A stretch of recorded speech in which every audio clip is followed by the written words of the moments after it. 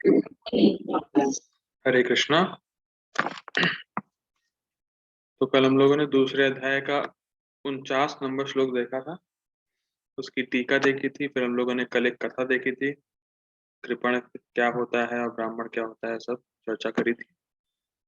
तो आगे बढ़ते हैं, इसी सत्र को आगे बढ़ाते हैं, गीता की क्लास को पढ़ते हैं। श्लोक दूरेण हि अवरम कर्म बुद्धि योगा धनंजय बुद्धौ शरणम अन्विच्छ कृपणः फल हेतवः।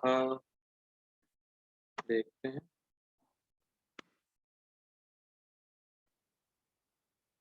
हे धनंजय, भक्ति के द्वारा समस्त ग्रहित कर्मों से दूर रहो, गर्हित कर्मों से दूर रहो। उसी भगवान से भगवान की शरण ग्रहण करो।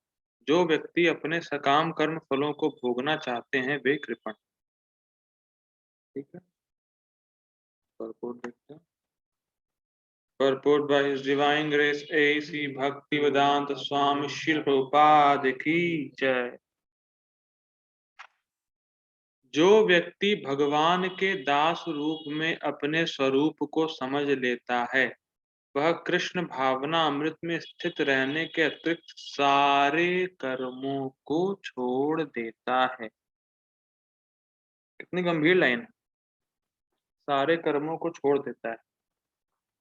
कहने का आशय यह है कि वो ऐसे कर्मों में अब लिप्त नहीं होता जिससे वो ये समझ ना सके कि वो कृष्ण का दास नहीं। तो में आ रहा है, वो गंभीर पॉइंट है।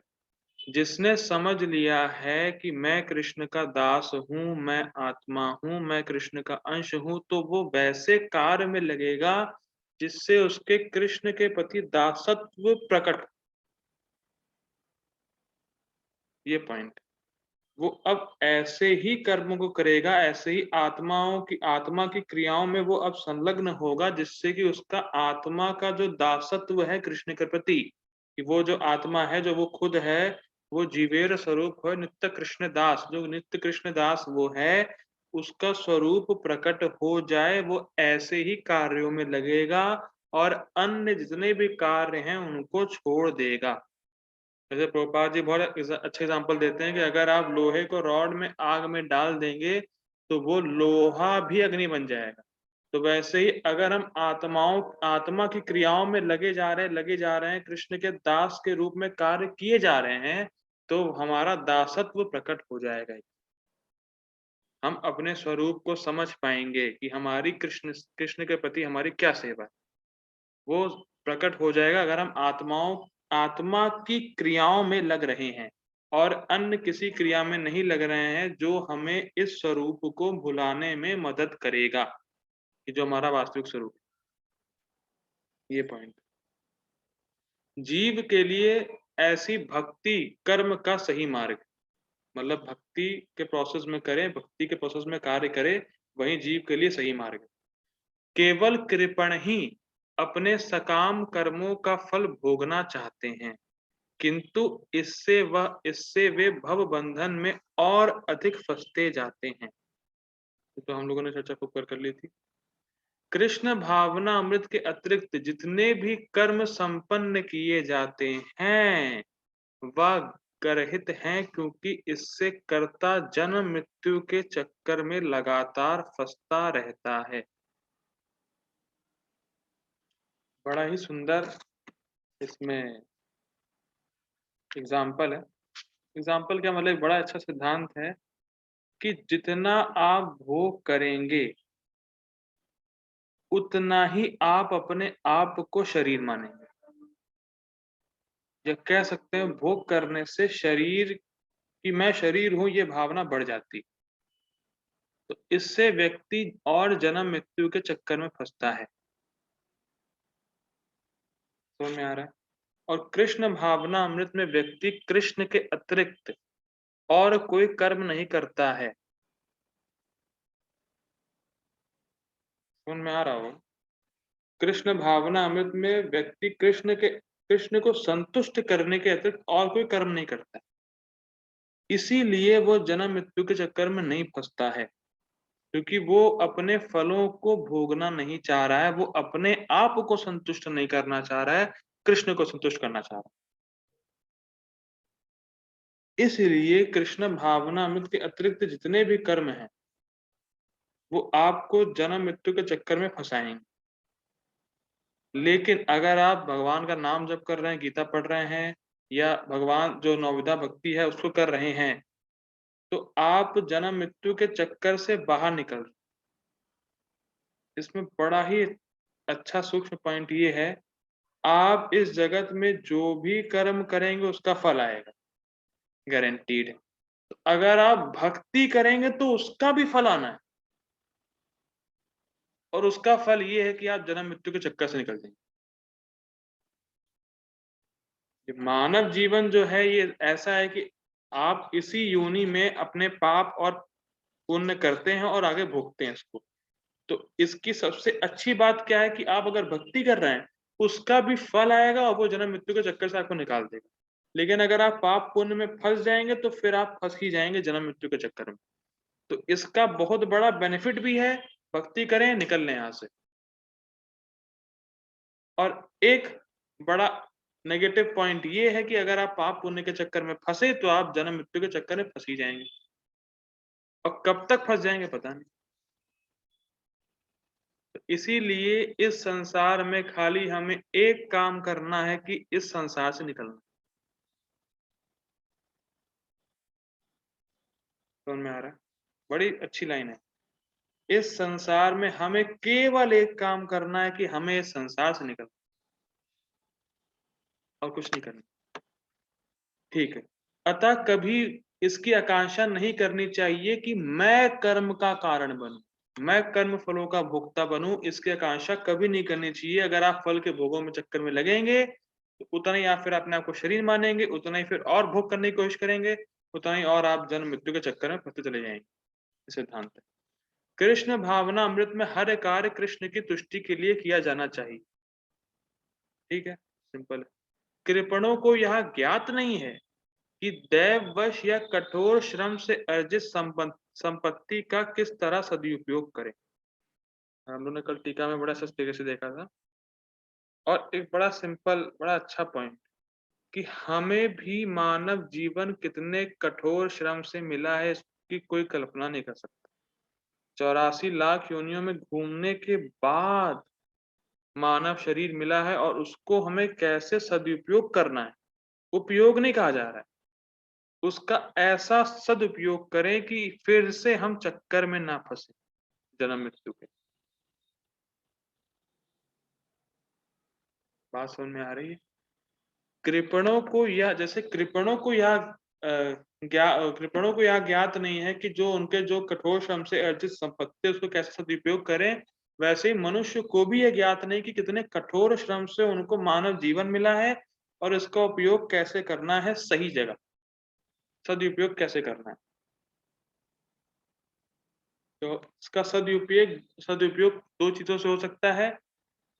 या तो हम भगवान की भक्ति करें, या तो हम भगवान को जानने का कम से कम प्रयास तो करें, भक्ति नहीं कर पा रहे तो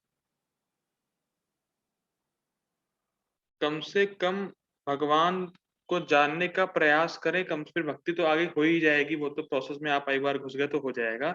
कम से कम भगवान को जानने का प्रयास तो करें, कम से कम भोगों से दूर रहने का प्रयास करें, इतना तो कर सकते। भक्ति की बात आगे है, कम से कम भोगों से दूर रहने का प्रयास कर सकते हैं। ये सदुपयोग है मानव जीवन का, असली मानव जीवन जो होना चाहिए। ठीक है। मनुष्य को अपनी सारी शक्ति कृष्ण भावना अमृत अर्जित करने में लगानी चाहिए। बहुत हैवी लाइन है। मनुष्य को अपनी सारी शक्ति, जितनी शक्ति है, वो कृष्ण कॉन्शियस अर्जित करने में लगाना चाहिए, कृष्ण कॉन्शियस को फॉलो करने में लगाना चाहिए। जैसे एक आईएएस की तैयारी करना चाहता हो अगर, तो वो कुछ नहीं कर सकता है, शादी भी नहीं कर सकता है, ना पार्टी वार्टी करता है, ना कुछ करता है। जो आईएएस वाकई में बनना चाहते हैं, जो स्वांग रचेंगे उनकी तो बात अलग है, वो तो कुछ भी कर सकते हैं। तो जब एक भौतिक गोल के लिए आपको इतनी मेहनत करनी पड़ती है, जो कि कभी रहने वाली है नहीं आपके साथ। आप आईएएस हमेशा-हमेशा के लिए नहीं बने रह सकते। काल के प्रभाव में आप चुटकी में खत्म। तो जब हम उसमें इतनी शक्ति लगा सकते हैं, तो जो एक इटर्नल फल है, जो एक इटर्नल प्रोसेस है, जो कभी खत्म नहीं होगा, कृष्ण कॉन्शसनेस, उसमें कितनी लगानी चाहिए तो उसकी कल्पना नहीं कर सकते हम। और उसी में लगानी ही चाहिए, दोनों बातें। उसमें ही लगानी चाहिए क्योंकि मनुष्य जीवन आपको इसीलिए मिला है, था तो ब्रह्म जिज्ञासा। Now you have got this human form of life, inquire about the Brahman, the source of everything Krishna. इसीलिए मनुष्य को ये मनुष्य जीवन मिला है और इसी में उसको सारी शक्ति लगानी चाहिए, जैसे एक कृपण व्यक्ति को अपने संपत्ति को सही जगह लगाना चाहिए, वैसे ही मनुष्य को अपनी सारी शक्ति कृष्ण भावना अमृत अर्जित करने में ही लगानी चाहिए, क्योंकि उसी के लिए उसको शक्ति मिली। ठीक है, इससे उसका जीवन सफल हो सकेगा। जब वो मनुष्य अपनी सारी शक्ति कृष्ण भावना में लगाएगा, तो उससे उसका जीवन सफल हो जाएगा। सफल कैसे हो पाएगा कि वो जन्म मृत्यु के चक्कर से निकल जाएगा। सफल होने का मतलब ये नहीं कि भौतिक रूप से सफल हो जाएगा। सफल होने का मतलब वो है कि फिर जन्म मृत्यु के चक्कर से वो हमेशा हमेशा के लिए मुक्त हो जाएगा। त्रायते महतो भया, हम लोगों ने देखा था। कृपणों की भांति अभागे व्यक्ति अपनी मानवीय शक्ति को भगवान की सेवा में नहीं लगाते, लेकिन जो कृपण है, जिनको नहीं पता सदुपयोग कहाँ करना है अपनी संपत्ति का, वो अपनी मनुष्य जीवन को भोगों में ही लगाएंगे और उन भोगों में लगाएंगे जो कुत्ते सुअर को ऑटोमेटिकली प्राप्त हो। बहुत इंपॉर्टेंट बात। आहार निद्रा भय मैथुन ये जानवरों को भी प्राप्त है। कुत्ते सुअर बड़े कठोर वर्ड है, लेकिन गोपाल जी इसको बोलते हैं, तो बस मुझे रिपीट करना है कृपा से उनकी। जो कुत्ते सुअर को भोग जो प्राप्त है, उस उसको आपको श्रम से पाने के लिए आपको अपनी मानव जीवन का मूल्यवान समय गंवाना पड़ता। कुत्ता और सुअर को अपने आप उसके भोग मिल जाते हैं, उनको कमाना नहीं पड़ता है। लेकिन यहाँ पे मनुष्य को कमाना पड़ता है उन्हीं भोगों के लिए जो भोग कुत्ते और सुअर को प्राप्त। तो हम लोग की स्थिति जानवरों से ही बदतर है। और इसलिए आपको मनुष्य जीवन नहीं मिला है। इसीलिए प्रभुपाद जी कह रहे हैं कि जो आहार निद्रा भय मैथुन का सुख है, वो तो आपको मिल ही जाएगा। इसीलिए अपनी सारी शक्ति कृष्ण भावना अमृत में लगाओ, जो सिर्फ मनुष्य ही कर सकते हैं।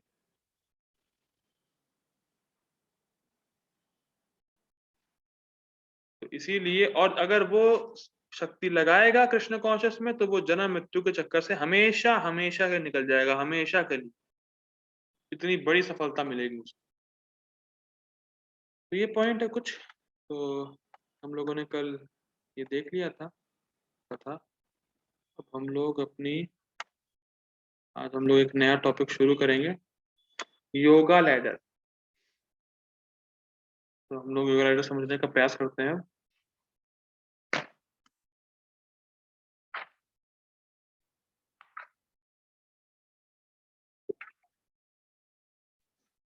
हरे कृष्णा। तो आज हम लोग एक बड़ा ही नया कॉन्सेप्ट और बहुत ही पुराना कॉन्सेप्ट पुराना इन द सेंस कि गीता को समझने का एक बहुत ट्रेडिशनल तरीका है, लेकिन नया इन द सेंस कि हम लोग पहली बार चर्चा करने वाले हैं। मुझे नहीं पता कितने लोगों ने योगा लैडर सुना होगा, कितने लोगों ने नहीं सुना होगा, लेकिन पूरी गीता में योगा लैडर ही चलता है। पूरी गीता को समझने का ये बहुत आसान और एक बहुत ही इजी तरीका है कि योगा लैडर के माध्यम से समझा जाए इसको। तो बेसिकली योगा लैडर होता क्या है? योगा मतलब जुड़ना। योगा आता है युज धातु से, युज धातु से योगा बनता है। और योगा तभी कहलाया जाएगा कि जब आप भगवान से किसी भी एक लैडर से जुड़ने का प्रयास करें। लैडर इन द सेंस कोई भी योगा प्रोसेस से जब आप भगवान से जुड़ने का प्रयास करते हैं तब वो योगा कहलाया जाएगा। फिर रिपीट कर रहा हूँ, कोई भी प्रोसेस से जब आप भगवान से जुड़ना चाहेंगे तभी वो प्रोसेस योगा का नाम आएगा उसमें। ठीक, या आप किसी को अपने से सुपीरियर मानते हो और उनसे जुड़ने का प्रयास करें, आपको पता भी नहीं है कि भगवान चलिए कौन है, तो भी आप योगा में आ गए हैं, योगा लैडर में आपका प्रवेश हो गया है। ठीक है, तो हम लोग देखते हैं इसको, स्टार्ट करते हैं योगा लैडर। योगा लैडर में कर्मकांड, सकाम कर्म, ये सब प्रोसेस है। ये लैडर का एक कह सकते हैं उसको, एक सीढ़ी का एक वो है, स्टेयर्स। पहले कर्म कांड है, फिर सकाम कर्म है, फिर निष्काम कर्म योग है, ज्ञान योग है, ध्यान योग है, भक्ति योग है। ठीक है, और कर्म कांड से नीचे है एनिमल्स या प्राणी। जो लोग वेदों का पालन नहीं करते हैं या वर्ण आश्रम को फॉलो नहीं करते हैं, वो सब इस योगा लैडर में नहीं आते हैं, वो तो प्राणी की तरह भोगों में लिप्त हैं, वो जी रहे हैं। तो उनकी बात यहाँ पे भगवान नहीं कर रहे हैं गीता। जो लोग वेदों को नहीं मानते हैं और वर्णाश्रम का धर्म का पालन नहीं करते हैं, वो लोग प्राणी मात्र हैं, वो भोगों में बिल्कुल पूरी तरीके से लिप्त हैं, तो उनकी बात भगवान नहीं करते। अब क्या सीन है, दूसरे अध्याय में जो हम लोग अभी कंटिन्यू कर रहे हैं, उसमें भगवान योगा लैडर को समझा रहे हैं, और ऐसा नहीं कह सकते कि कर्मकांड समझाए, फिर सकाम समझाए, फिर निष्काम समझाए, फिर ज्ञान फिर ध्यान, ऐसे नहीं है। भगवान कभी कर्म कांड से फिर ज्ञान ले गए, ज्ञान से निष्काम ले गए, फिर ऐसे करके जिगजैग समझा रहे हैं। क्यों? क्योंकि भगवान कोई इंजीनियर नहीं है कि लाइन वाइज चलेंगे। भगवान अर्जुन के भाव को देख रहे हैं कि वो कितना समझ रहा है समय, और इस समय क्या समझा है, और उसके बाद और क्या समझाना चाहिए। जैसे मैं क्लास दे रहा हूँ और कोई मान लीजिए बिल्कुल लो लेवल का नहीं समझ रहा, कोई मीडियम लेवल समझ रहा है, कोई हाई लेवल समझ रहा है, अलग-अलग चीज़ें हैं। तो मैं उसके अनुरूप उसको बताऊँगा कि हाँ, अब तुम्हें ये समझना चाहिए। मान लीजिए सेकंड जो जो मिडल वाला समझ, जो मिडल में है, जो समझ रहा है मिडल वाली चीज़, और जो लो लेवल में है, जो लो वाली चीज़ समझ रहा है। तो मैं लो वाले को अब मिडल वाला बताऊँगा, लेकिन मिडल वाले को मैं हाई वाला बताऊँगा। अब मैं सामने वाले के हिसाब से देख के बता रहा हूँ कि वो कितना समझा है और अब क्या समझना चाहिए उसके लिए, या उसके लिए अब क्या समझने योग्य वस्तु है, वैसे मैं बताऊँगा। तो भगवान अर्जुन के भाव को भी समझ रहे थे। गीता मतलब ये नहीं रट लेना है उसको, भाव भी समझना है, भाव भी पकड़ना है कि यहाँ पे अर्जुन का क्या भाव है, भगवान का क्या मनोभाव है, कैसे क्या डीलिंग हो रही, कैसे क्या वार्तालाप हो रही, सब समझना है आपको। तो भगवान ने दूसरे अध्याय में सबसे पहले, मैं श्लोक भी पढ़ूंगा जिससे कि लोगों को क्लियर होना चाहिए कि ये और कैसे कनेक्ट करना है योगा लेटर को गीता से। तो आज हम लोग का थोड़ा सा सेशन रहेगा इसी प्रकार से। तो भगवान ने 11वें श्लोक में अर्जुन को डांटा। श्री भगवान उवाच अशोचानन्वशोचस्त्वं प्रज्ञावादांश भाषसे गतासु न गतासुंसा नानुशोचन्ति पंडिताः। श्री भगवान ने कहा, अर्जुन, तुम पांडित्य पूर्ण वचन कहते हुए उनके लिए शोक कर रहे हो जो शोक करने योग्य नहीं है। जो विद्वान होते हैं वे ना तो जीवित के लिए ना ही मृत के लिए शोक करते हैं। ये डाटा। फिर भगवान ने 12 से 30 में अर्जुन को ज्ञान योग दिया। अब कोई कह रहे ज्ञान योग तो वहां पे आता है, पहले कर्मकांड देना चाहिए था ना। भगवान ने पहले ज्ञान योग से या सांख्य सांख्य के माध्यम से, ये ज्ञान योग के दो बाइफरकेशन, यहाँ पे ये जो ज्ञान योग लिखा है ये सांख्य वाला भी है और ज्ञान योग वो अवस्था है कि जब निष्काम कर्म योग करते रहेंगे तो आत्मज्ञान जो प्रकट होगा वो ज्ञान है। दो है बातें यहाँ पे। भगवान ने पहले सिंपल में उसको ज्ञान समझाया कि अर्जुन तुम आत्मा हो, तुम शरीर नहीं हो। आत्मा का ये स्वभाव है, शरीर का ये स्वभाव है। भगवान ने सब उसको बताया। ठीक, ये है ज्ञान योग। इस सांख के माध्यम से, सांख मतलब नेति नेति नेति, तुम ये नहीं हो, तुम वो नहीं हो, आत्मा ये नहीं है, आत्मा ये नहीं, आत्मा ये, आत्मा ये। ठीक, भगवान ने उसको ये क्लियर किया फंडा कि भाई जो तुम अर्जुन अपनी आसक्ति की वजह से लड़ नहीं रहे हो, तो वो तो शरीर है ही नहीं। और अगर शरीर है भी तो शरीर को तो जाना है एक दिन, आत्मा में कुछ होता नहीं। तो यू फाइट। भगवान ने ऐसे बहुत से श्लोकों में उन्होंने चर्चा करी है, जिन्होंने नहीं देखा होगा वो यूट्यूब पे वीडियो पढ़े तो देख सकते हैं कि भगवान ने हर तर्क को काटा अर्जुन के कि तुम्हें शोक नहीं करना चाहिए, अब युद्ध करो। ये शोक नहीं करना चाहिए, अब युद्ध करो। इसमें शोक नहीं करना चाहिए, अब युद्ध करो। तो भगवान ने ज्ञान योग ज्ञान उसको दिया, थोड़ा थोड़ा ज्ञान दे दिया कि भैया तुम हो आत्मा। ठीक, लेकिन अर्जुन को देखा नहीं समझ में आ रहा है, फिर आए डाउन। तो भगवान का ये स्टाइल है, वो पहले देंगे टॉप की चीज, फिर ले आएंगे डाउन पे, फिर धीरे धीरे ऊपर लेके जाएंगे। नहीं समझ में आ रहा है, फिर डाउन। ठीक है, ये भगवान का स्टाइल है, ये चलता रहेगा। ये पूरी गीता में योगा राइटर्स अगर हम लोग ट्रेन करेंगे इसको, तो ऐसे ही पाएंगे कि भगवान पहले देते हैं टॉप की चीज, फिर नीचे लाते हैं, फिर ऊपर बढ़ते हैं, फिर टॉप पे जाएंगे, फिर नीचे लाके ऊपर बढ़ाएंगे। तो भगवान ने पहले बताया कि तुम आत्मा हो, तुम्हें शोक नहीं करना चाहिए, सभी आत्मा है, और तुम्हें अपना कर्तव्य करना चाहिए, लड़ना चाहिए, और तुम्हें शोक करने की कोई आवश्यकता नहीं। 12 से 30 में भगवान ने बता दिया। अब देखा कि भाई अर्जुन समझ ही नहीं रहा है। ठीक, हटाओ। अब अर्जुन से कहा,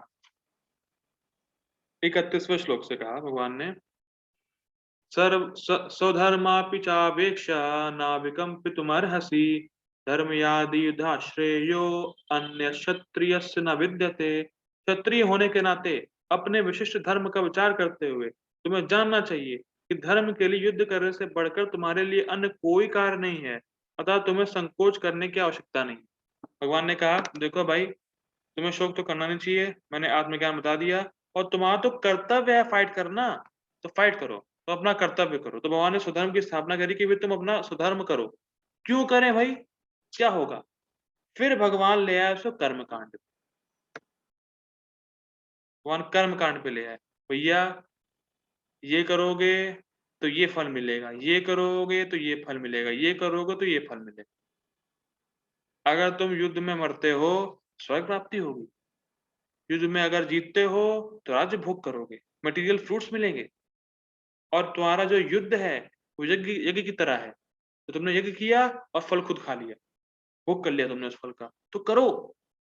कम से कम कर्म, अगर तुम कर्म कांडी भी हो तो करो फाइट। भगवान उसको उस पे ले आए। समझ में आ रहा है? 31 से 38 भगवान उसको कर्म कांड का बताए कि भैया तुम्हें नहीं समझ में आ रहा है आत्मज्ञान वगैरह, तो तुम फाइट करो। फाइट करोगे तो तुम्हें भौतिक फल मिलेंगे, उसको तुम भोग कर सकते हो। यज्ञ, और तो तुम्हारी फाइटिंग है यज्ञ रूप में है, जैसे ब्राह्मण यज्ञ करता है और उसको फल मिलता है, तो तुम्हारी फाइटिंग यज्ञ रूप में है, तो तुम फाइट करो और भौतिक फल को भोगो उसको। भगवान ने ये बताया।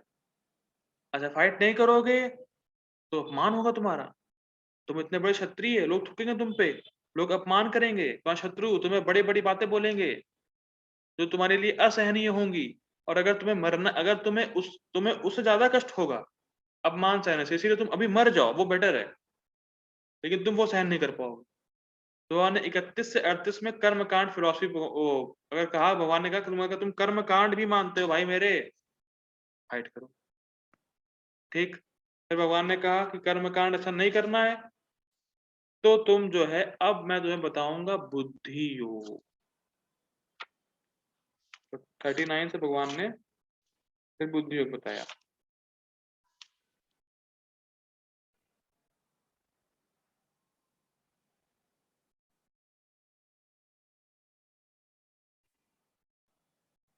हम्म, 39 से भगवान ने बुद्धि योग बताया।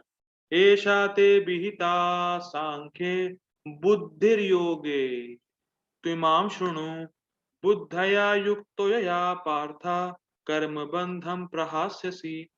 यहाँ मैंने वैश्लेषिक अध्ययन सांख्य द्वारा इस ज्ञान का वर्णन किया है कि आत्मा और शरीर में भेद मैंने बता दिया पहले भैया। अब निष्काम भाव से कर्म करना बता रहा हूं। पहले सकाम कहा, कर्मकांड, पहले ध्यान बताया, नहीं समझ में आया, कर्मकांड में ले आए, अब कर्मकांड से ऊपर बढ़ा रहे हैं। अब कर्मकांड से भगवान ऊपर ऊपर उसको बढ़ा रहे हैं कि अब मैं निष्काम भाव से कर्म करना बता रहा हूं, उसे सुनो। हे प्रथापुत्र, तुम यदि ऐसे ज्ञान से कर्म करोगे, अगर बुद्धि योग के ज्ञान से तुम कर्म करोगे, तो तुम कर्मों के बंधन से अपने को मुक्त कर सकते हो। ठीक है। भगवान ने पहले कहा कि भैया फल भोग करो, कम से कम वैसे तो फाइट करो, भोग कर सकते हो। तो भगवान ने कहा चलो ठीक है, बता दिया, अब थोड़ा और ऊपर चलो। अब निष्काम भाव से कर्म करना सुनो, क्योंकि अगर तुम भोग करोगे तो कर्म बंधन में फंस सकते हो। लेकिन अगर ऐसे कर्म करोगे जैसे मैं तुम्हें बताने जा रहा हूं बुद्धि योग से, तो तुम कर्म बंधन से अपने को मुक्त कर लोगे, तो फाइट भी कर लोगे और कर्म बंधन भी लगेगा। तो कितना बेटर ऑप्शन है। भगवान ने अर्जुन को ये बताया। अब फिर भगवान बताते हैं 40 श्लोक में, नेहा विक्रम नाशोऽस्ति प्रत्यवायो न विद्यते स्वअल्पम अपस्थ धर्मस्य त्रायते महतो भयात्। 2.40 जो है वो जो है, देखिए बुद्धि योग। भगवान ने क्या कहा अभी? बुद्धि योग। जैसे मैं रिपीट कर देता हूं, ऐसा ते बीता सांख्य बुद्धि योगे तुमाम सुनो। तुम मुझसे बुद्धि योग सुनो। तो बुद्धि योग में दो चीजें, भक्ति योग और निष्काम कर्म। तो 2.40 भक्ति के बारे में बताता है। भगवान फिर उसको ऊपर ले आए, बुद्धि योग के टॉप पे ले आए भक्ति। सुनो भाई, मैं ऐसी चीज बताऊंगा टॉप मोस्ट होगी, कर्म बंधन से निकल जाओगे खट से। तो भगवान क्या बताते हैं, नेहा विक्रम नाशोऽस्ति प्रत्यवायो न विद्यते स्वअल्पमपस्य धर्मस्य त्रायते महतो भयात्। इस प्रयास में ना तो हानि होती है ना ही ह्रास, अपितु इस पथ पर की गई अल्प प्रगति भी महान भय से रक्षा कर सकती है। अरे भाई तुमसे मैं नहीं कह रहा पूरा पूरा मार्ग तय कर लो, इस पे चलोगे ही बस, इस पे तुम बस चलो, जो मैं कह रहा हूं करो, महान भय से रक्षा होगी। और इसमें कोई हानि नहीं है, ये अगर आप चले तो 1% पूरा किया तो वो परमानेंट मामला है। इसीलिए भक्ति करो, इसमें भगवान भक्ति बता रहे हैं। बुद्धि योग ही है, लेकिन बुद्धि योग का भक्ति योग पार्ट भगवान बता रहे हैं। ठीक, इसी को कंटिन्यू भगवान करते हैं फिर आगे। व्यवसायात्मिका बुद्धि एक कुरु नंदना बहुशाखयनन्तश्च बुद्धयो अवसायिनाम। जो इस मार्ग पर चलते हैं, बुद्धि योग के मार्ग पे, चाहे भक्ति योग करे चाहे निष्काम कर्म योग करे। भगवान ने पहले भक्ति बताई, अब मार्ग बता रहे हैं, बुद्धि योग का मार्ग है। बुद्धि योग का रेंज मैंने कहा गया, ये पूरा बुद्धि योग है। निष्काम कर्म योग, ज्ञान योग, ध्यान योग, भक्ति योग, ये पूरा बुद्धि योग भगवान बता रहा है। ये पूरा रेंज बता रहे हैं बुद्धि योग का। और सेकेंड चैप्टर में भगवान बुद्धि योग को स्पेसिफिकली निष्काम कर्म योग और भक्ति योग बता रहे हैं। पहले मैं कनेक्ट कर रहा हूँ गीता से, फिर ये होता क्या है बाद में बताएंगे, या अगर समय हुआ तब बताएंगे, क्योंकि पहले कनेक्ट करना जरूरी है। कनेक्ट करना भगवान यहाँ पे क्या, किसकी, कहाँ, कैसे बात कर रहा है, ये समझना बहुत इंपॉर्टेंट है। ठीक है। तो अगर इस मार्ग, हाँ, जो इस मार्ग पर चलते हैं, बुद्धियों के मार्ग पर चलते हैं, वे प्रयोजन में दृढ़ रहते हैं। फिक्स, मुझे इस पे चलना है, बुद्धियोग करना है मुझे। और उनका लक्ष्य भी एक होता है, उनका लक्ष्य भी एक ही होता है कि मुझे बुद्धि योग पे ही चलना है।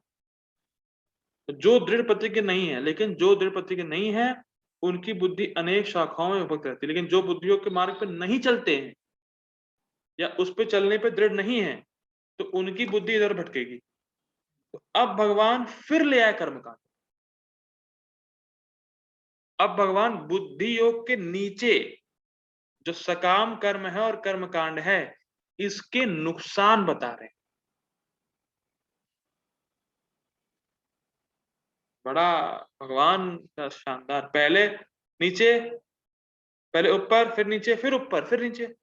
अब भगवान क्या बताते हैं, सुनिए। या इमां पुष्पितां वाचं प्रबध्यन्त विपश्चितः वेदवादरताः पार्था नानदस्तीति वादिनः कामात्मानः स्वर्गपरा जन्म कर्म फलप्रदां क्रिया विशेष बहुलां भोगैश्वर्य गतिं प्रति। अल्पज्ञानी मनुष्य वेदों के उन अलंकारिक शब्दों के प्रति अत्यधिक आसक्त रहते हैं जो स्वर्ग की प्राप्ति, अच्छे जन्म, शक्ति इत्यादि के लिए विविध सकाम कर्म करने की संस्तुति करते हैं। सकाम कर्म में आगे इंद्र तृप्ति तथा ऐश्वर्य में जीवन की अभिलाषा के कारण वे कहते हैं इससे बढ़कर और कुछ नहीं। उनकी भौतिक इच्छाएं बहुत होती हैं जो कर्मकांड सकाम कर्म में है, इसीलिए वो व्यवसाय आत्मिक बुद्धि में नहीं निश्चित हो पाते, क्योंकि निष्काम कर्म योग में फलों की इच्छा ही नहीं है या फलों की आशा ही नहीं है। लेकिन सकाम कर्म और कर्म कांड में तो फलों की आशा है और फलों को भोगने की आशा है, इसीलिए जहां उनको फल मिलेगा वहां भागेंगे वो। इसीलिए बहुशाखा, जहां उनको कोई फल दिखेगा वहीं भागेंगे वो। जैसे कोई ट्रेन में गया हो तो उनको पता है, जैसे तो ट्रेन में जाते हैं तो बाहर बच्चे होते हैं इकट्ठा करने के लिए बोतल, तो एक बोतल फेंको तुरंत भागते हैं वहां पे, दूसरी बोतल वहां भागेंगे, वहां भागेंगे, वहां भागेंगे बोतल इकट्ठा करने के लिए। तो वो भटकते रहते हैं इधर-उधर। जैसे ही किसी को फल मिलता है, जो सकाम कर्म में कर्मकांड फॉलो कर रहा है, जो बड़ी इच्छा है फलों के भोगने की, तो जहां उसको जो फल प्राप्त होगा तुरंत वहां चला जाएगा।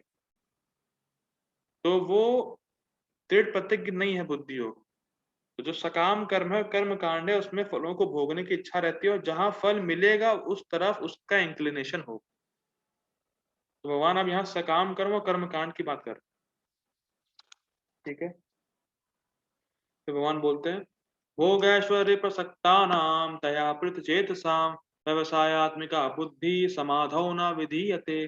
जो लोग इंद्रिय भोग तथा भौतिक ऐश्वर्य के प्रति अत्यधिक आसक्त होने से ऐसी वस्तुओं से मोहग्रस्त हो जाते हैं, उनके मनों में भगवान के प्रति भक्ति का दृढ़ निश्चय नहीं होता। यहाँ पे जो व्यवसायत्मक बुद्धि है, बुद्धि मतलब यहाँ पर है बुद्धि योग, कि बुद्धि योग के मार्ग में वो फिक्स नहीं हो पाते। भगवान के प्रति भक्ति का दृढ़ निश्चय नहीं होता उनको, क्योंकि वो सकाम कर्म कर्म कांड के फलों की इच्छा में लगे हुए हैं। और बुद्धि योग शुरू ही फलों को इच्छा को त्यागने से होता है। इसीलिए उनके मन इधर उधर भटकते हैं और मन उनके जो भोग की वस्तु है उनसे मोहित हो चुके होते हैं, या उनकी चेतना जो है भौतिक वस्तुओं को भोगने से हर ली जाती। तया अपहृत चेतसा, ये सारे श्लोक मैंने पढ़ाए हुए हैं डिटेल में। मैं बस यहाँ खाली बता रहा हूँ कि योगा लेटर से कनेक्ट कैसे है सब श्लोक, और कहाँ कहाँ भगवान क्या बता रहे हैं, लेटर में कहाँ चल रहे हैं, ये क्लियर होना चाहिए, ठीक है। भगवान ने बताया। अब आया 45 श्लोक। अब भगवान भक्ति की बात करेंगे। पहले भक्ति की बात करी, फिर नीचे ले आए, फिर बताया पूरा। पहले भक्ति की बात करी, फिर पहले बुद्धियों की बात करी, फिर उसमें भक्ति की बात करी, फिर नीचे ले आए, नुकसान बताए, फिर भक्ति की बात कर रहे भगवान कि भैया देखो सकाम कर्म और कर्म कांड में तो बड़े लफड़े हैं। भोग भोग करोगे, बुद्धि योग में स्थित नहीं हो पाओगे, कर्म बंधन में फंस जाओगे, दिक्कत हो जाएगी, फलाना धमाका, फंस जाओगे तुम इस संसार में अर्जुन। इसीलिए क्या करो, त्रैगुण्य विषया वेदा नैस्त्र गुण्य भव अर्जुना, निर्द्वंदो नित्य सत्वस्थो निर्योग क्षेम आत्मवान। तुम तीनों गुणों से ऊपर उठ जाओ, तीनों गुणों से ऊपर उठ जाओ, और तीनों गुणों से ऊपर सिर्फ भक्ति ही है। इसीलिए भगवान यहाँ सिर्फ भक्ति की बात करते हैं, ये बहुत इंपॉर्टेंट है। अब हम लोग समझते हैं कि क्या है मेन भक्ति और निष्काम कर्म योग। बुद्धि योग में दो बाइफरकेशन है, भक्ति योग, निष्काम कर्म योग। ये दो अलग अलग क्यों है, और निष्काम कर्म योग को भी कहीं कहीं प्रभुपाद जी ने भक्ति ट्रांसलेट किया है, ऐसा क्यों, इसको समझते हैं। ये थोड़ा इंटरेस्टिंग पार्ट है, तो समझना बहुत इंपॉर्टेंट है। तो जैसे मैंने यहाँ पे एक डायग्राम बनवाया है, भक्ति योग सर्कल में है और फिर एक लाइन है, और फिर निष्काम कर्मयोग। तो ये एज अ बेसिस क्या है कि ये बल्ब है, भक्ति योग बल्ब है और निष्काम कर्मयोग जो है उसका प्रकाश है। और उसका प्रकाश वहां तक है जहां तक वो बना हुआ है, जो जो सर्कल, हाफ सर्कल बना हुआ वहां तक है। तो जो व्यक्ति वहां खड़ा है वो प्रकाश में, ठीक, और वो निष्काम कर्मयोग कर रहा है, जो व्यक्ति वहां पे, वो कहेगा कि मेरे सामने बल्ब है, ठीक। अगर ये बल्ब है और मैं इसी रोशनी में हूं तो मैं कह रहा हूं कि हाँ ये बल्ब है। अगर कोई मक्खी बल्ब के ऊपर बैठी है, वो भी कहेगी भाई मैं, वो भी कहेगी हाँ ये बल्ब है। लेकिन वास्तव में बल्ब वो है जो अंदर फिलामेंट है और जहां अग्नि जल रही है, वो असली बल्ब है। समझ में आ रहा है? प्रकाश भी बल्ब ही है, सन और सनशाइन। मैं बल्ब में ही बैठा हूं, लेकिन जो असली बल्ब है, जो कोर बल्ब है, वो तो फिलामेंट है। समझ में आ रहा है? तो भगवान जब यहाँ बोल रहे हैं त्रैगुण्य विषया वेदा नैस्त्रे गुण्य भव अर्जुना, तो भगवान यहाँ टोटैलिटी बल्ब की बात नहीं कर रहे हैं। जो फिलामेंट है, जो मेन बल्ब है, बल्ब मतलब जो बल्ब है, वास्तव में जो बल्ब है उसकी बात हो रही है। बहुत इंटरेस्टिंग है। त्रैगुण्य विषया वेदा नैस्त्रे गुण्य भव अर्जुना निर्द्वंदो नित्य सत्वस्थो निर्योगक्षेम आत्मवान। जहां जो भगवान बल्ब की बात कर रहे हैं, तो वो वास्तव में बल्ब है, जो फिलामेंट है उसी की बात कर रहे हैं भगवान। देखते हैं क्या है। वेदों में मुख्यतया प्रकृति के तीनों गुणों का वर्णन हुआ है। हे अर्जुन, इन तीनों गुणों से ऊपर उठो, समस्त द्वैतों और लाभ तथा सुरक्षा की सारी चिंताओं से मुक्त होकर आत्मपरायण बनो। बहुत अच्छा है। त्रैगुण्य, तो यहाँ पे जो या आया त्रैगुण्य, ये तो फिलहाल आचार्यों की टीका में है। तो जब यहाँ पर भगवान बोल रहे हैं समस्त द्वैतों और लाभ तथा सुरक्षा की सारी चिंताओं से मुक्त होकर आत्मपरायण बनो, तो भगवान ये बोल रहे हैं कि तुम अपना कर्ता भाव भी त्याग दो। तुम अपना कर्ता भाव भी त्याग दो। ये शायद नहीं समझ में आया होगा अभी, जब बताएंगे कि निष्काम कर्म क्या होता है तब समझ में आएगा। पहले कंप्लीट करते हैं कि रिलेशन जो गीता का लेटर से वो पहले कंप्लीट करते हैं। तो यहाँ 45 में भगवान बता रहे हैं कि तुम तीनों गुणों से ऊपर उठो, लेकिन निष्काम कर्मयोग की बात क्यों नहीं कर रहे भगवान? कह सकता है अरे बुद्धि योग है ना, बुद्धि योग की बात चल रही है यहाँ पे, निष्काम कर्मयोग बता रहे हैं, तो कैसे प्रूव होगा? भक्ति ही बता रहे हैं। ये बड़ा इंटरेस्टिंग। भाई बुद्धि योग की बात हो रही है, बुद्धि योग में निष्काम भी है और भक्ति भी है, तो कैसे पता कि भक्ति ही है? इसके लिए श्रीमद् भागवतम में 11.25.23 है, जिसमें भगवान बोलते हैं कि निष्काम कर्म योग सतों गुण में आता है, वो तीनों गुणों से ऊपर नहीं आता है। जिन्होंने आज की क्लास मिस करी है बेचारा बड़ा परेशान हो रहे होंगे क्योंकि आज बड़ा इंटरेस्टिंग है। मैं पढ़ देता हूँ, 11:25-23 है। मदर्पणम निष्फलम वा सात्विकम निज कर्म तत् राजसम फल संकल्पम हिंसा प्रायदितामसम। Work performed as an offering to me without consideration of the fruit is considered to be in the mood of goodness। फलों की इच्छा से रहित होकर जो कर्म फल मुझे दिए जाते हैं, भगवान बोले वो सत्वगुण। तो भक्ति निष्काम, वो जो निष्काम कर्म योग है वो सत्वगुण में आता है, लेकिन भक्ति तीनों गुणों से ऊपर है। कहाँ प्रमाण है? भगवत गीता 14:26, उसमें ये प्रमाण है। वैसे तो इसमें भी प्रमाण है, भागवतम के 11th कैंटो 25 चैप्टर में पूरा अगर पढ़ना पड़ेगा, लेकिन गीता में ही मेंशन है कि भक्ति योग तीनों गुणों से ऊपर है। माम यो व्यभिचारेण भक्ति योगेन सेवते सा गुणान् समतीत्य तान् ब्रह्म भूयाय कल्पते। गीता का 14.26 कि जो मेरी भक्ति करता है वो तीनों गुणों से ऊपर उठ जाता है। जब भक्ति तीनों गुणों से ऊपर है, इसीलिए वो भक्तों को भी तीनों गुणों से ऊपर कर देती है। इसीलिए निष्काम कर्म योग के टॉप में होने से अच्छा है कि भक्ति योग के लोवेस्ट में रहें, क्योंकि आप तीनों गुणों से ऊपर हैं।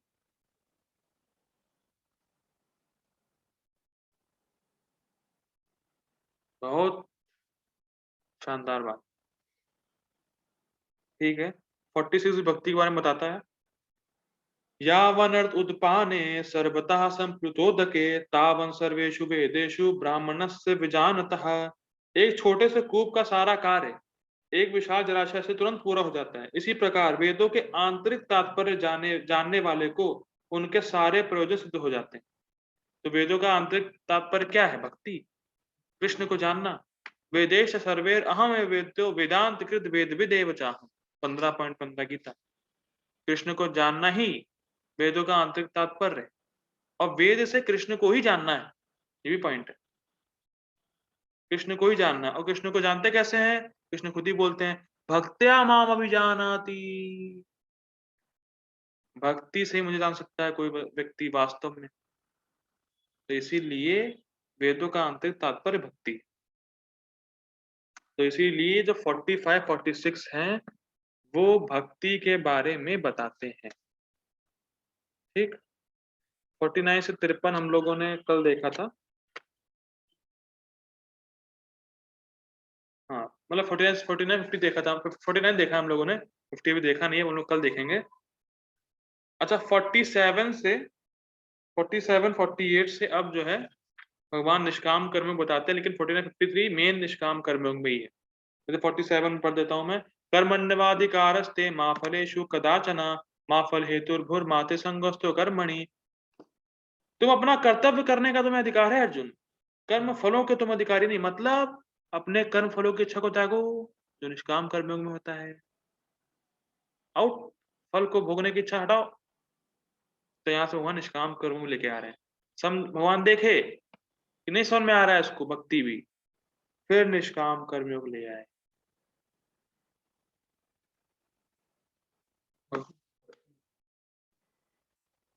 49 से 53 मेन निष्काम कर्म ही है, और बाकी निष्काम कर्म से स्टार्टिंग है, भगवान अब इसको स्टार्ट कर रहे हैं। 47 से स्टार्टिंग कर रहे हैं अब, लेकिन 49 53 पूरा मेन जो है निष्काम कर्म के बारे में बताता है। ठीक है ना, लेकिन 39 से पूरा बुद्धि योग शुरू हो चुका है, ये आपको जो है याद रखना है। फिर भगवान धीरे धीरे भक्ति योग बताया उसको, फिर अब निष्काम कर्मों में धीरे धीरे उसको एंटर करा रहे हैं। ठीक है, तुम्हें अपना कर्तव्य करने का अधिकार है, किंतु कर्म के फलों के तुम अधिकारी नहीं हो। तुम ना तो कभी अपने आप को अपने कर्मों के फलों का कारण मानो, ना ही कर्म ना करने में कभी आ सकते। मतलब फलों को भोगने की इच्छा से रहित रहो तुम, कुल मिला के बात ये। क्योंकि अगर अगर हम मानेंगे कि मैं करता हूं तो फलों को भोगने की इच्छा आएगी, तो अपने आप को करता नहीं मानो। वो मैंने समझाया था, प्रारब्ध से जो मिलता है, जो साइकिल समझाई थी वो तो हो ही गई है। इसको देखना है वो वीडियो देख सकता है यूट्यूब पे। फिर 48 है, योगस्था कुरु कर्माणि संगम त्यक्त्वा धनंजया सिद्ध असिद्धो समो भूत्वा समत्वम योग उच्यते। हे अर्जुन, जय अथवा पराजय की समस्त आसक्ति त्याग कर, जो उसके फल हैं। आसक्त मत हो कि जीतेंगे हम या हारेंगे हम, ये क्या होगा क्या नहीं होगा, वो तुम्हारे हाथ में नहीं है फल। इसीलिए सम रहो और अपना कर्तव्य रहो, कर्तव्य करते रहो। ऐसी अवस्था योग कहलाती है। ठीक है, फिर हमने 49 देखा। हे धनंजय, दूरेण ही अवरम कर्म बुद्धि योगा धनंजय। यहां जो बुद्धि योग निष्काम कर्म योग 49। लेकिन प्रभुपाद जी इसको भी ट्रांसलेट भक्ति ही कर रहे हैं, क्योंकि वो टोटल में देख रहे हैं, बल्ब और प्रकाश वाला। समझ में आ रहा है? तो बड़े सूक्ष्म सूक्ष्म पॉइंट है, जब अगर योगा नहीं समझेंगे हम लोग तो थोड़ा सा प्रॉब्लम हो सकती है। हे धन दूरेण ही अवरम कर्मा बुद्धि योगा धनंजय बुद्धौ शरणम अन्विच्छा कृपणा फल हेतवा। क्यों यहाँ निष्काम कर्म योग है? क्योंकि यहाँ भगवान कंपेयर कर रहे हैं कृपण से, जो फल भोगना चाहते हैं, और निष्काम में फलों की आशा ही नहीं रहती है, इसी निष्काम कर्मयोग। और जो बुद्धि योगात, जो बुद्धियों के बारे में बात हो रही है, वो निष्काम कर्मयोग की बात हो रही है। अब 2.50 तो हम लोग कल देखेंगे, लेकिन अब मैं बताता हूँ कि निष्काम कर्म योग और भक्ति योग में डिफरेंस क्या है। इतना बता के रुकते हैं फिर, और बाकी अगर समय रहेगा तो हम लोग योगा लेटर को कंटिन्यू फिर करेंगे। देखिए ऐसा है, ये जो लिखा है वेरियस गुणास, शरीर मन बुद्धि फॉल्स ईगो, तो ये सब गुण हमें, गुण मतलब क्या है, ये सब चीजें हमें प्रारब्ध से मिली रहती। शरीर मिला है प्रारब्ध से, मन का कुछ अपना स्वभाव है, बुद्धि है, और फॉल्स ईगो है। फॉल्स ईगो मतलब कि मैं शरीर हूँ। तो शरीर क्षत्रिय का हो सकता है, ब्राह्मण का हो सकता है, वैश्य शूद्र का हो सकता है, या कमजोर हो सकता है, या ताकतवर हो सकता है, अपने अपने गुण है। मन का अपना एक स्वभाव रहता है, ठीक है, मन का अपना एक जो है अलग स्वभाव रहता है।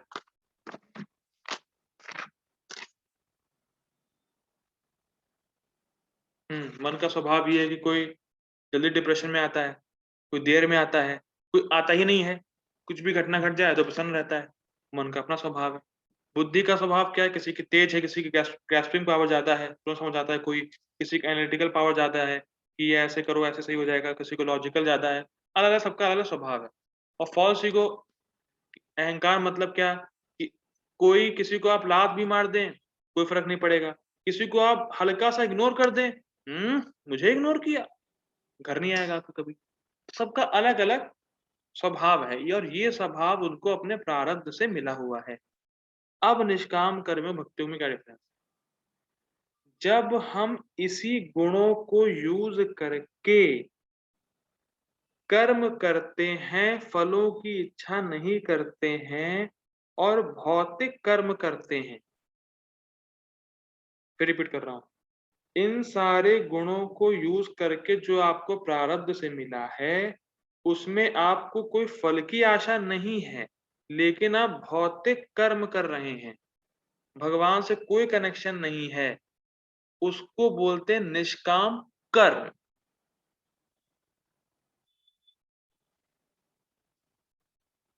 निष्काम कर्म बोलते हैं उसको। जैसे कोई रिटायर्ड पर्सन है, उसको भगवान से कोई लेना देना नहीं, ना उसको कोई आशा है, अरे अब ठीक है अब मेरा हो गया, अब कहाँ, अब तो सब संसार मोह माया है सब, लेकिन भगवान के बारे में कुछ नहीं पता। और वो कैसे कार्य करता है, घर में अकेला है तो अपने पोते वोते को खिलाएगा कुछ, या गार्डनिंग करेगा, कभी गमला यहाँ रखा, अरे यहाँ अच्छा नहीं लग रहा है, यहाँ रखा वहां रखा, ये सब करता रहेगा। उसको लेना देना नहीं है, कुछ उसको फल नहीं चाहिए। लेकिन अब भगवान से भी कोई उसको वो नहीं है, तो निष्काम कर्म करेगा, मतलब वो जो भी कर्म करेगा सब निष्काम, उनको कोई, उसको कोई फल वल नहीं चाहिए।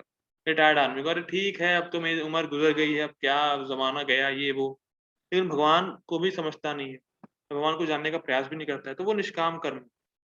अब अगर हम इसी सामर्थ्य जो हमें गुण मिले हैं, इसको हम फलों की आशा से रहित होके जब कर्म करेंगे, और फल जो भी आएंगे, फलों की आशा नहीं है, लेकिन ऐसा नहीं फल आएंगे भी नहीं। दो सूक्ष्म पॉइंट हैं। मैंने कहा कि जो भी कर्म करेंगे उससे फल तो आने ही आने, फल की उसको आशा नहीं है। तो जो फल आ रहा है उसको भगवान को समर्पित कर रहा है, ये निष्काम कर्म योग है।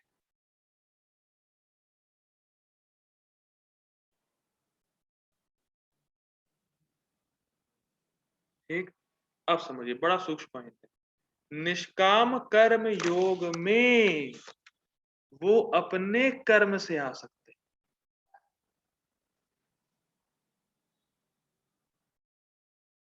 मैं फिर रिपीट कर रहा हूं, निष्काम कर्म योग में वो जो उसके गुण है, शरीर मन बुद्धि फौज ईगो, जो उसको प्रारब्ध से मिला है, ये मना किया। हरे कृष्णा। निष्काम कर्म योग में वो अपने कर्म से आसक्त रहता है, और जो भी उसको प्रारब्ध से गुण मिला है, पैसा धन मन शरीर ये सब, उन सबको वो छोड़ना नहीं चाहता।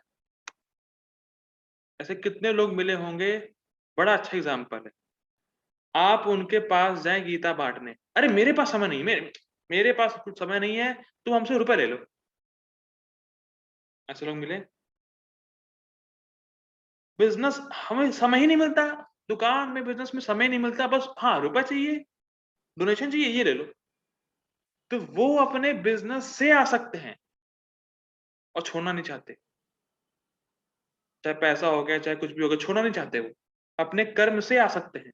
और जब आदमी कर्म से आ सकता है, जब और निष्काम कर्म में कर्म प्रधान है, तो जब कर्म प्रधान है तो कर्ता भी प्रधान है। वो अपने आप को ही कर्ता मान रहा है, उसको लगता है मैंने कृष्ण को दिया है।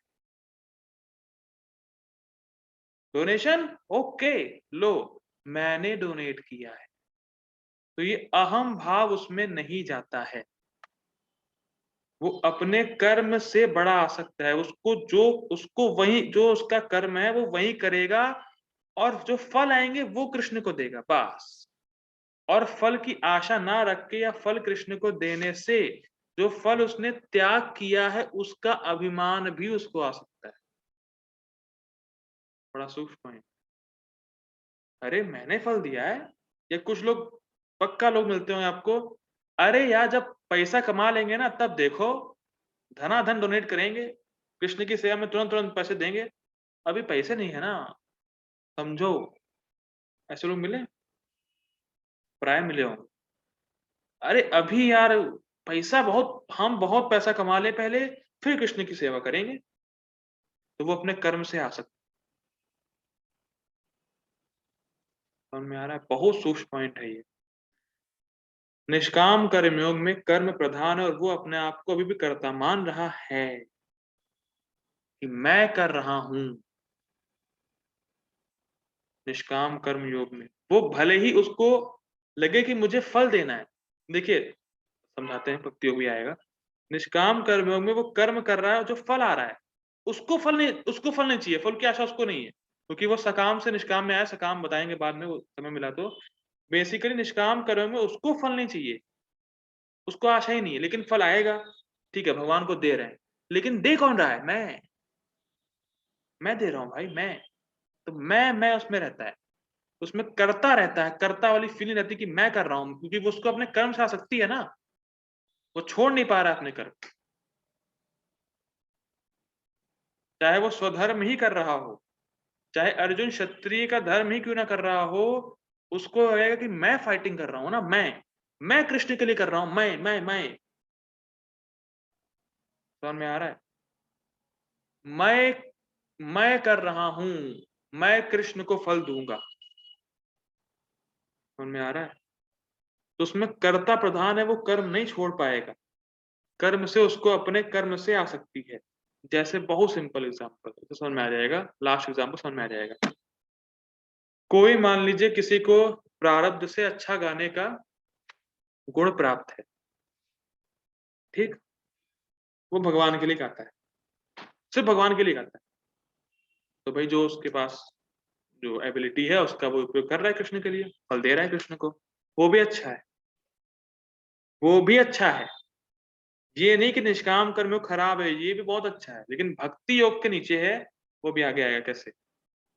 जो अच्छा गाता है वो अपनी गाने की एबिलिटी से भगवान के लिए यूज करता है, लेकिन अगर उससे कहा जाए जरा गटर साफ करो, एड़े, गाना है तो बोलो, गाना है भगवान के लिए तो बोलो, बाकी बाकी नहीं कुछ, गाएंगे बस और कुछ नहीं करेंगे। या कभी कभी टेम्पल में, प्रभु जी मेरे लिए कोई सेवा हो तो बताओ, तो इसका मतलब वो जो गुण उसको मिला है उससे वो आसक्त है, उसको वो छोड़ना ही नहीं चाहता है, तो ये शुद्ध भक्ति में नहीं आता,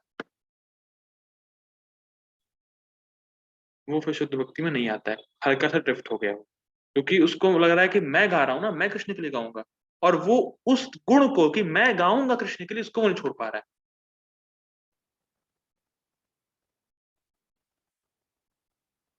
ठीक। भक्ति योग क्या है? भक्ति योग सिंपल ये है कि उसको किसी अपने गुण से आसक्ति नहीं और किसी पे कुछ उसको भरोसा ही नहीं, उसको सिर्फ कृष्ण की कृपा पे भरोसा है बस। और वो कृष्ण के लिए सब कुछ त्यागने को तैयार है, अपना कर्म भी। जो भक्त होगा, अच्छा गाता है, उससे कहा जाएगा गटर साफ करना है कृष्ण की प्रसन्नता के लिए, अरे मैं करूंगा, मैं जाऊंगा कृष्ण की प्रसन्नता के लिए।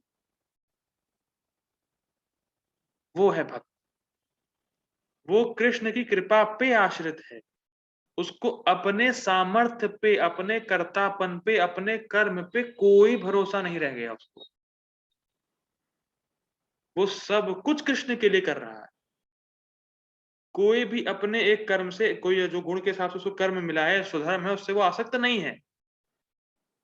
अगर कृष्ण की प्रसन्नता के लिए हमें स्वधर्म स्वधर्म त्यागना है, कर्म त्यागना है अपना, हटाओ। जैसे मान लीजिए कोई अच्छा गाता हो और उससे कहा जाए कि आपकी जो है सेवा बुक डिस्ट्रीब्यूशन है, आप कीर्तन नहीं कर पाएंगे, कृष्ण के लिए करना है आपको, अरे मैं करूंगा। तो वो गाना छोड़ देगा अपने लिए, किसी और दूसरी सेवा में चला जाएगा। ये भक्त है जिसको किसी चीज से भी आसक्ति नहीं, ना अपने कर्म से भी नहीं। निष्काम कर्म में मैंने फलों से नहीं है, कर्म से है। भक्ति में तो कर्म से भी नहीं है, सब कृपा पे ही चलेगा। कृष्ण, जो कृष्ण की कृपा हुई तो सब हो जाएगा। मुझे नहीं पता मुझे क्या करना है क्या नहीं करना है, जो कृष्ण बोलेंगे मैं वही करूंगा। और वो कौन बताएगा कृष्ण क्या बोलेंगे? वैष्णव गुरु। तो जो वैष्णव गुरु ने बोला है सेवा करनी है, तो वो उसको भी सेवा करनी है, चाहे वो उसके गुण के हिसाब से हो चाहे नहीं, उसको वो फर्क नहीं पड़ता। वो भक्ति है।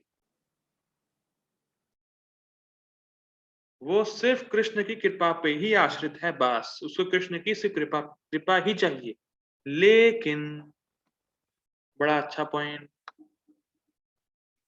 जो इस रेंज में घुस भी गया, जो निष्काम कर्म योग में घुस भी गया और जिसने सोचा कि मैं फल कृष्ण को दूंगा, कृष्ण उसको झट से खींच लेंगे। ये अच्छा पॉइंट है बस, क्योंकि उसने सोचा कि कम से कम मैं कृष्ण को कुछ दूं, और जैसे कृष्ण को कुछ देने की भावना थी, तुरंत कृष्ण उसको खींच लेते हैं अपनी तरफ। जैसे वो है ना सेंट्रीपिटल फोर्स, सेंट्रीफ्यूगल तो बाहर लगती है ना, हाँ सेंट्रीफ्यूगल, सेंट्रीफ्यूगल जो अंदर लगती है, तुरंत कृष्ण खींच लेते हैं उसको कि अरे अरे निष्काम कर्म करने वाला है, अरे मुझे कुछ देगा, मुझे कुछ देगा। कृष्ण बड़े खुश होते हैं, मुझे कुछ देगा, देने वाला है ये, अब मेरा कर्तव्य है, मैं भक्ति दूंगा इसको। तो धीरे धीरे निष्काम करते करते भी आप अपने कर्म को भी छोड़ देंगे, ये अच्छा पाएंगे। लेकिन निष्काम कर्म योग में आप कर्म से आ सकते हैं, और शुद्ध भक्ति में आप सिर्फ कृष्ण की कृपा पे आश्रित, आप और किसी चीज पे आसक्त नहीं है।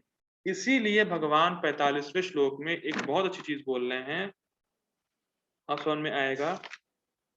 45 श्लोक कहाँ गया? समस्त द्वैतों और लाभ तथा सुरक्षा की सारी चिंताओं से मुक्त होकर तुम सब कुछ छोड़ो कि तुम्हारी वजह से सुरक्षा होगी, तुम सुरक्षा कर पाओगे अपनी, या तुम्हारी वजह से जीत होगी, या लाभ होगा, ये होगा वो होगा, या तुम करता हो, वो सब छोड़ो। समस्त सारी चिंताओं से मुक्त हो जाओ, तुम सब चीज से मुक्त हो, सिर्फ मेरी कृपा पे आश्रित हो, आत्मपरायण बनो। और हम लोगों ने देखा था आत्मवान का मतलब क्या है, कि जब भगवान सबका भरण पोषण कर रहे हैं तो मेरा भी करेंगे। तो उसको सिर्फ कृष्ण की कृपा पे आश्रित है, उसको ये नहीं कि अरे हाँ मैं कुछ कर्म करूं अपने लिए, उसको कुछ नहीं करना है अपने लिए, उसको सिर्फ सब कुछ कृष्ण के लिए करना।